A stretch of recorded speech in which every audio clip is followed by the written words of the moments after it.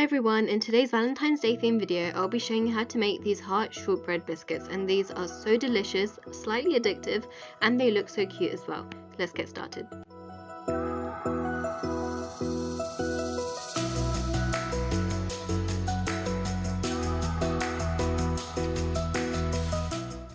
With your oven preheated at 180 degrees, add 80 grams of vegan butter or a baking block, a similar type of thing, and beat this till it is fluffy. I'm using a spatula to kind of loosen it up as well.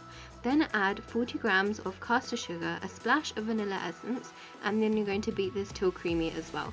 Now the basic thing with shortbread is they're really simple to make, and you need to follow the 1 to 2 to 3 ratio. So that's 1 parts of sugar to 2 parts of butter to 3 parts of plain flour, and you can adjust this recipe to however many briskets you want to make.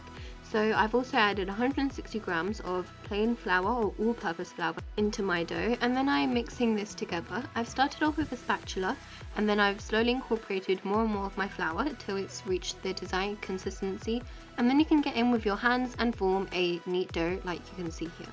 Flour a surface with some of your plain flour, and then start by using half of your dough and rolling it out, and then cutting heart shapes with heart cookie cutters. You can use any shapes of your choice. However, since we're doing it Valentine's Day themed, I'm using different sized cookie cutters, and pressing these in, I'm making my shapes. Now you can see that these aren't very thin, they're slightly thick, so you can get a good bite of these biscuits, and then use your leftover dough to make more shapes. Now once these have baked for around 10 minutes, I'm drizzling them with red chocolate, so you can use deco melts or color some red chocolate, or do a glaze with icing sugar and milk and pink food color.